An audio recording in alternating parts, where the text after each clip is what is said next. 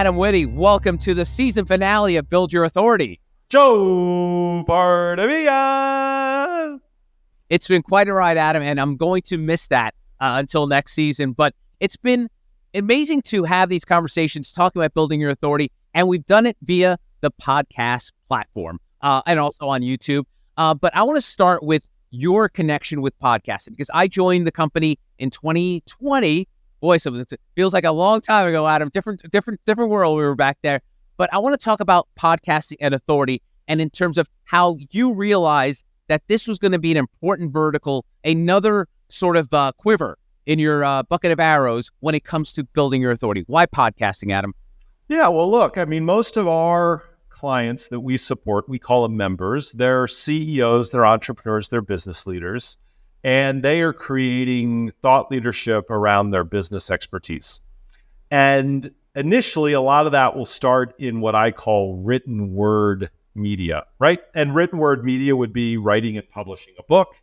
It might be writing and publishing articles or blog posts, but a lot of it is written word media, content that you would consume through reading. And the truth is that most business people are trying to reach, usually, other business people who are extremely time-starved and don't have a lot of time to read. But those same very people do oftentimes have the time to listen, right? And that's because they're traveling. They're on a plane, they're on a train, they're in their automobile, they're commuting, and they have time to listen, but perhaps not read. And so for that reason alone, I have always believed that audiobooks, and, over the last probably 7 or 8 years, as podcasts have really become a huge form of media, have become increasingly important, period, but increasingly important to our audience who's trying to reach really busy people that don't have the time to consume content through reading, but they do have the time to consume it through listening. And I'm going to connect those two because, as you know, Adam, one of the running lines I like to use when I meet folks when it comes to podcasting is your book is your Bible, your podcast is your Sunday sermon. It's really your ability to continue the conversation past the book's publication, because unless you're one of these authors that's going to have 3 or 4 reprints of the book is finite. It is what it is. But for you to relay the messages from that book over an extended period of time, well past publication, that to me is one of the biggest importance of connecting a book to a podcast. Yeah, I love that analogy. And I will say that the goal of authority is, of course, to build your thought leadership, to build your expertise, but it's really to have influence with an audience. And the more influence you have with that audience, the more doors that will open for you, the more doors that will open for your business. And the best way to build loyalty, to build trust, to build relationship with an audience is through communication.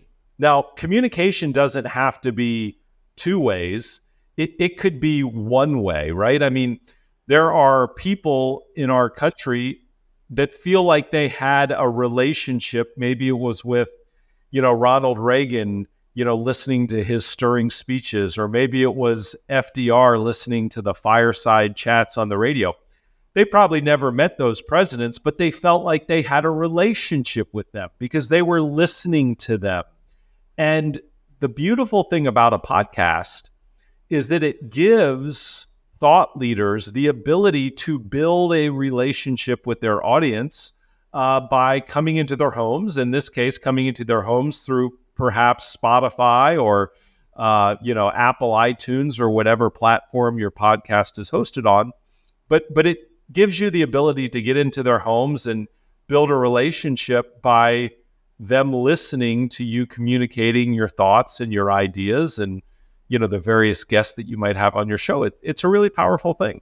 Yeah, and also, me coming from the world of radio is the intimacy of it. Of all the electronic mediums, it is probably the most intimate. You are going to listen when you're trapped in your car, when you're walking your dog. In these moments where you're in your solitude is that you're able to connect with people. And with a podcast, you're able to offer more. And one of the things I always often say to our members, Adam, is that we use the word interviews when it comes to podcasts for shorthand. But we never want any of our members who want to build their authority to interview a guest. We want them to have conversations with guests because there's no way for you to impart your wisdom, your thought leadership, if all you're doing is asking questions. I often joke, there's probably a bot out there that will do that one day where that's going to ask the questions for you. You have to worry about it. But the idea of podcasting, the intimacy, this connection of people, having these conversations where I say all the time, when's the last time you had a 1 hour uninterrupted conversation with another human being where you had no distractions, whether it's telephone, another human being, your cell phone going off? The intimacy and connecting and having these conversations are huge when it comes to building authority, Adam. Yeah, and of course, the beauty of the podcast, too, is that you've got tone, you've got inflection. In this case, we have a video recording in the podcast, so we have our video podcast as well as audio. And so really now you have a more thorough ability to communicate because you've got voice inflection, you've got tone, and then you've got the different mannerisms that we can share as we're speaking with video cameras on. So it really does allow you to build a much deeper connection and relationship with your end viewer or your end listener. And we spoke to David Meerman Scott, and the 3-word phrase has come up often on this podcast, but authority by association. The idea of being able to build your authority by speaking to people that have more authority than you might have in a particular industry. Tell me about that, more about the importance of building authority through association. Well, the podcast method and medium is one of the best ways to build authority by association, specifically with the guests that you invite on to your podcast. Now, to your point, Joe, and I think it's really valuable and it should not be understated, is that when you have guests of authority on your podcast, you can't just be a journalist. You are an expert, they are an expert, and you two are having a conversation.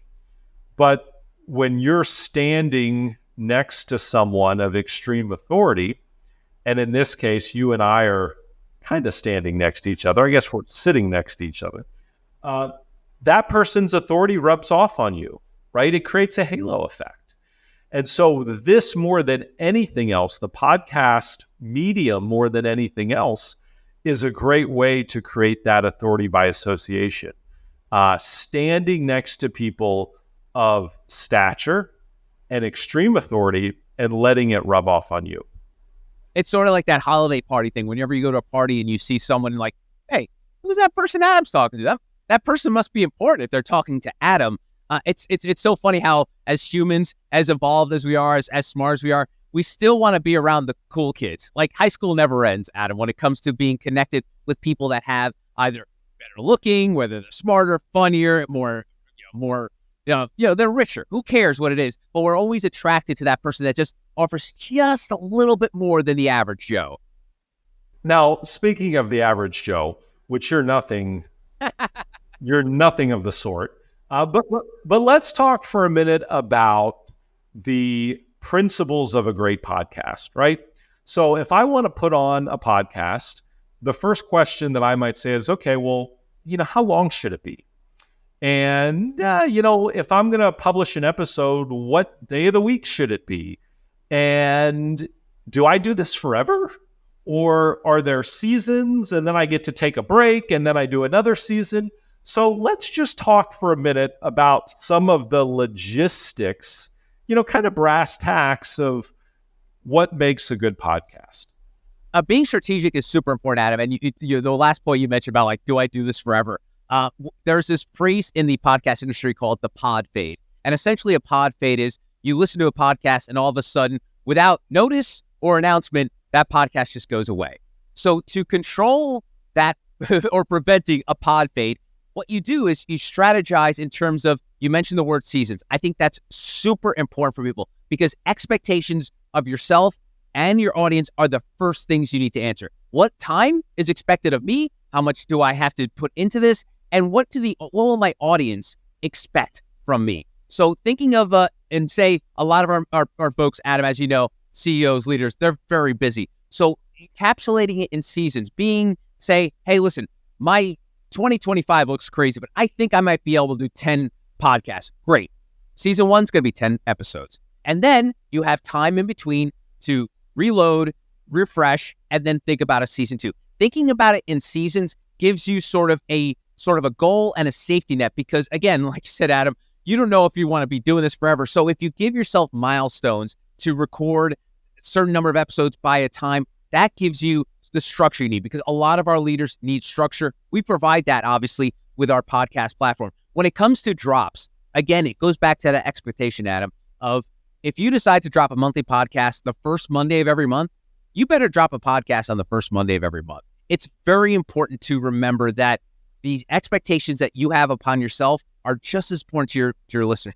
You have to do whatever it takes to put on that podcast. And Adam, I always have this joke that, podcast is a show and the show must go on. So a lot of times I'll have a member say, hey man, I got a runny nose today. I don't know if I should do the podcast. I'm like, well, the person that you were supposed to record this podcast with you've been on their calendar for 3 months. And so as long as you don't have a flu or you're being hospitalized, you better be able to do that podcast. So having this mentality, the showman's mentality of the show must go on is super important when it comes to these podcasts. It can't be a hobby. I always say a podcast should be a hobby that you treat like a profession. And that's why people that have turned it into a profession had that mindset of, hey, I'm doing this because I love it, but because I'm putting so much work into it, I'm so locked into what has to be done to deliver this podcast to an audience, then it becomes a profession. And that is a super incredible mindset to attain for most people because they don't think that way.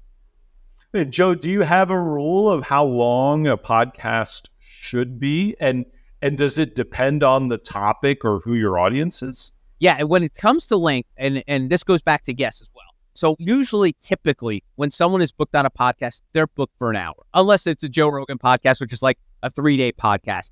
You have an hour. So what I always tell for folks who do a podcast, think about that hour, but don't think about the clock. Think about the top of the hour. So if you can speak to up to an hour, if you think you have enough to say with that guest for an hour, use every gosh darn second of that hour. But after 45 minutes, you feel like, I've gotten everything I had to say. The guest has gotten everything they had to say.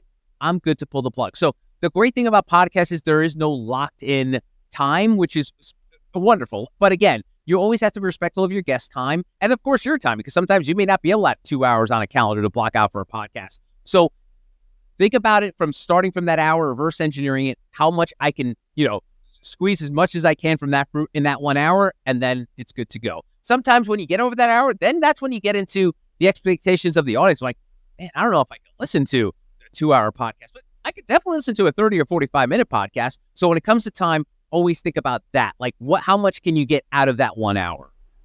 So Joe, let's talk about podcasts and really where they came from and an evolution a little bit, right? So the evolution to me would be, of course, radio, right? And the limitation of radio was, number one, you had advertising and commercial messages that really dictated how long your segments could be, how long your interviews could be.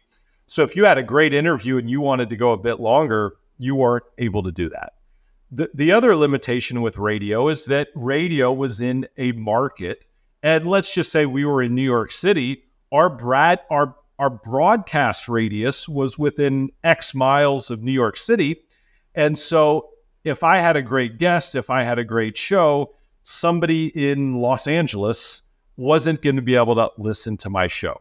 Now, over time, of course, radio stations started broadcasting through the internet. So yes, I could download the app and I could listen to the Joe Pardavia New York City-based radio show on my app in Los Angeles. But let's just talk about this evolution for a minute from radio to podcast. So talk for a minute about kind of the evolution and then also talk about distribution, right? So if I'm going to have a podcast, like, where do I distribute it? How do people download it? How do people listen to it? There are a lot of different platforms. There's Apple iTunes, there's Spotify, there's probably a gazillion others. Should I be on all of them? Should I only be on some of them? Man, I got a lot of questions. Yeah, there's a lot here, Adam. And I will say, in terms of the evolution from radio to podcast, as you know, I worked in over 20 years in Radio New York. And another thing you missed, Adam, was the timing of it. Radio was on and gone. if you weren't, so I work from 6 to 10 in the morning. If people that weren't available to listen to the radio from 6 to 10 in the morning, they didn't listen to me. They didn't know who the hell I was. But people that listen during drive time, which is the number one most listened to time of day, you have the biggest impact. So in terms of where podcasting came from, many people like to credit Adam Curry, the great MTV VJ, who started podcasting before phones had internet connection. So what you would have to do was you would create a radio show, you would put it on the internet, and the person would then need to, this could be crazy for people, would need to then connect their phone to their computer to download that episode into their phone and then take their phone with them and listen to it. That's hence the podcast. It came through the Apple iTunes thing. And then obviously the internet evolved, the technology evolved, and then the podcast could be directly streamed to your phone, which is it's a remarkable jump, which happened within a few years. And one of the things that I often talk about, Adam, is the fact that radio was always music driven, and you had a few, maybe 3 or 4 rock star talk show hosts, the Rush Limbaughs, the Howard Sterns, the Don Imuses of the world. But it was mostly music driven programming. And then what happened was the podcasting came around and people responded to it in a way that they didn't respond during the terrestrial radio days. What podcasting is now, Adam, and you might remember this, it's AM radio. AM radio was your local talk station that would have usually middle-aged white guys talking about the news or something that's going on in the world. And that's what podcasting has become. It's really become AM radio, uninterrupted conversations that were long form, extended now without commercials, although now you obviously have commercials and ads thrown in it, but there's really no interruption in it. So the way it evolved from terrestrial to podcasting is remarkable because the time frame is just crazy. I think the podcast in general started in like the mid 90s, but like to think about, like within 30 years, we've gone into what I explained was a really haphazard way of listening to a podcast. And now like your podcast is coming to your phone or your smart home device or your television instantly. It's crazy what's happened. But the idea of being able to use the technology and harness it in a way that you could create almost a live feel. Like you have people doing podcasts based on something that's in breaking news within the breaking news. So it's not like the old days of like, oh man, I can't wait to see what my podcast host has to say coming up, or radio host has to say on Monday morning. That podcast host is popping on Saturday if something happens and they're doing a podcast. So the immediacy and the fact that you can create content, and the audio version of it is so fast and so quick to produce. Obviously with video, it's a little more higher barrier entry, but still you're able to create content very quickly. And so it's just a remarkable medium to work in because you're able to work fast, you're able to work ahead, but you're also able to find that happy medium of being able to schedule out your content, work in a comfortable rhythm. So it is a great medium for anyone who feels like they have something to say. Sometimes not all of our authors feel comfortable on a microphone, Adam. You know that. Some people just, people love the written word. But then there are some people who just love to speak to other people. And that's where the magic of podcasting comes in. Yeah. So let's talk about distribution. Where do people get podcasts? And again, should I be in all of those places? Or is there one or two that are really the holy grail and everything else, is irrelevant? Yeah. The great thing about distribution now, Adam, is if you use any typical podcast hosting platform, it's one touch and then you are simultaneously delivered to every single podcast platform that exists. So obviously not all of them are weighted the same. We all know the big players, Apple, Spotify. So obviously when it comes to promoting, you want to promote that you're available on Apple and Spotify because that's where that's where most people are listening. I would say a majority, if not more than 70% of the people who listen to podcasts are listening to via Apple or Spotify. I will mention the video aspect of it. YouTube over the last several years has become the number one search engine when it comes to podcasts. People are finding podcasts on YouTube. So what the great thing that's happened with Google recently was Google used to have if you're an Android user, you would used to listen to your podcast on the Google audio platform. They've done away with that. They now send all of their podcasts, audio or video podcasts, to the YouTube app. So if you have a podcast right now, your podcast, even though if it's audio only, is available on YouTube. And Adam, we've talked about it ad nauseum on this podcast, how YouTube is what, the number 2 search engine on the planet? Number 2. So think about it.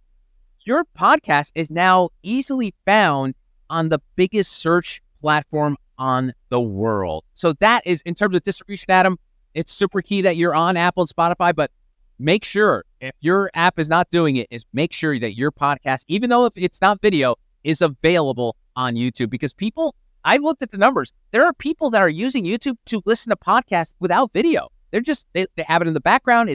Every phone has the app. It's easy to consume. It's easy to find. And if you're totally missing out, if you're not at least using your audio on YouTube. Joe, one of the things that I've talked about and my co-author Rusty Shelton and I talk about in our book, The Authority Advantage, is this idea that about a third of your content should be what we call you-driven content. So it's talking about yourself, it's talking about your expertise, it's talking about experiences that you've had. About a third of your content should be news-driven content where you're able to connect your thought leadership to things that are happening in the world that's kind of within the news cycle.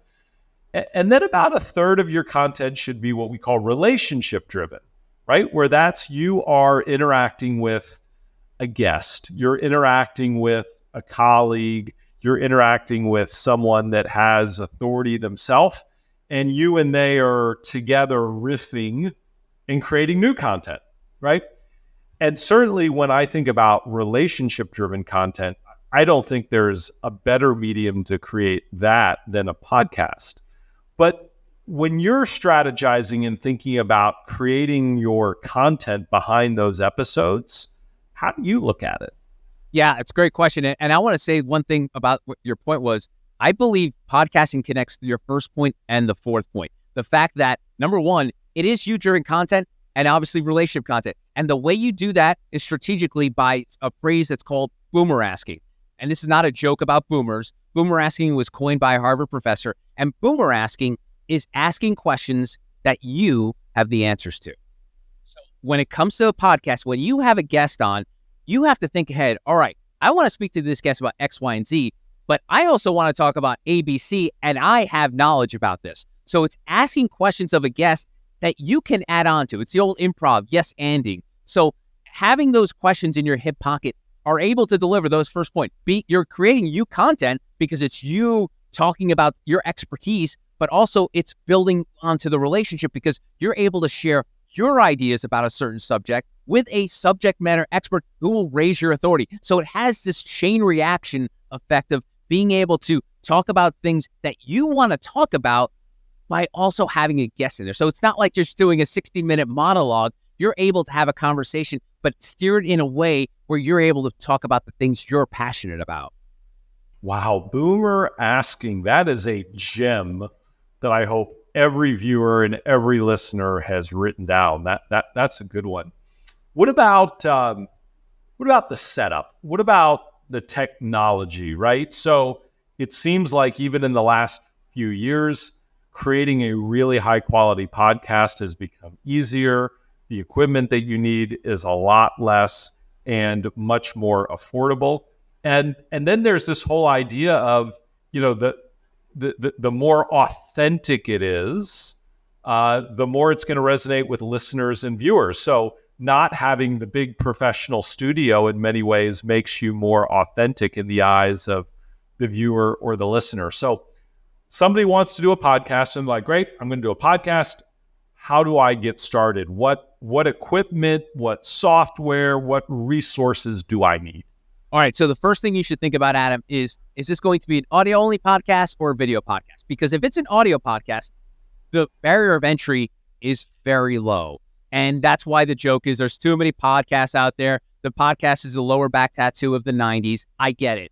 But the people that are doing great podcasts are the ones that stand out. So when you're talking about technology you need for an audio-only podcast, you can get a decent Amazon microphone for under $50. If you have a decent computer, whatever it costs, that's fine. If you have internet and if you have a quiet room, that is all you need to begin a podcast. And as simple as it sounds, it's harder because you obviously have to then put in the work of all the stuff we talked about over the last 20 minutes, but also thinking about that space that you have to record. As long as it's quiet, you don't need a studio, like you said, Adam. You could just, people during the pandemic were recording in their closets, and some people still do just because of the acoustics in a closet. When it comes to video podcasting, great point, Adam. It's gotten really affordable to make a great looking video podcast at home, but then some people may not be sort of camera ready. Maybe they don't feel comfortable looking at a camera, so they stick to audio. But if you are comfortable, everything I just mentioned applies. The only thing I would add is good lighting. Make sure you have a key light or put natural light into your room. Outside of that, it's very simple. Now, when it comes to guests, people may say, well, does my guest need to have a microphone set up for studio? I'm like, more times than not, it'd be great. But listen, as long as people have those things I mentioned, quiet space, good internet, and decent sound, that's all you really need for a podcast. Adam, you mentioned it a couple times there. It's like people really feel the authenticity and realness of someone just talking into their phone or talking into their computer. So don't worry too much about all those bells and whistles. It's really about setting the stage to succeed, the points I brought up, and then being strategic about what your podcast is going to be about. But anybody who feels comfortable speaking into a microphone can do a podcast. Just make sure, going back to the many points we've talked about on this podcast series, Adam, is like, make sure you know who your audience is. And last thing I'll say about this, Adam, is I use the word audience and you use the word audience. When I tell people when they start their podcast, don't think of the word audience. Think of the community. Think of a small group of people. Think about that avatar, who that person is you're listening to. If you can, the phrase we talk about a lot in this podcast, Adam, riches in the niches. If you can succeed with that community, you can expand to a greater audience. But starting with that community mindset first, that's how you begin. Know that avatar. Know who that person listening is, that one person. And if I share any word of advice to anyone when they're doing a podcast, when you open your podcast, you don't say, hi, everybody, thanks for listening. No, because not everyone's listening. One person is listening. So, hey there, thanks for tuning in a new podcast. You are only broadcasting podcasts to one person at a time. Thinking that, keeping it the intimacy that we discussed, keeping that connection, knowing your audience, those are the successful first steps you need when starting a podcast. Joe, this is awesome. Obviously, this is the medium that we use for Build Your Authority. And for this first season, everybody has been listening or watching. And only appropriate that the very last episode of the season should be a deep dive on the medium that we're using to educate and build a relationship with our audience. Yeah, and I love doing it, Adam. And, I often joke that when I made the jump from terrestrial podcasting, working with business entrepreneurs, I was like, what do I know about business? What do I know about all these acronyms? I was interviewing Taylor Swift and, Russell Crowe one day, and the next thing I'm talking to a CEO. What am I going to talk about? And one thing I realized, Adam, at the end of the day, it's all the same. It's people telling a story. When you're doing a podcast, you're doing a radio show, you're helping people tell their story. And that's what Building Your Authority is all about. Telling your story, explaining it. And Adam, I want to give you the final word of this podcast series, this season 1. What do you want people to take away from these 10 episodes? What, if there's anything that you want people to walk away saying, I learned X, I learned this from listening to those two idiots talk about authority for 10 hours. What do you want them to take away? Well, big picture, authority opens doors. There's not a single person listening, watching that doesn't want to open up more doors for their business, for their life, for their family, right? The more doors that open for you, the more success that you're going to have. And the more authority you have, the more doors will open. The final point to that is authority is strategic, authority is intentional, and authority can be crafted and created, right? You've got to know your stuff. You've got to be an expert on your topic. None of that can be fake. But building authority brick by brick is possible. Authority can be manufactured, meaning you have to begin. What is my end goal? Who is my target audience? What information do I have to share with them that would be valuable? And then what are the different mediums that would be most effective to reach them? Is it a book? Is it a podcast? Is it social media? Maybe it's all of the above. And then building out a content calendar and determining what content you're going to share when. So it's all strategic. It's all intentional. And it can all be done by design. What I want people to remember is authority opens doors, first and foremost. Secondly, authority can be intentionally crafted and created. And knowing those two things will give you tremendous power and can give you tremendous success in business, in life, with relationships, both personally and professionally. It's been a great ride, Adam. Thank you very much for coming along with me, and look forward to more conversations about building authority. Yeah, we're not done. Season 2 is going to be a big one, so stay tuned.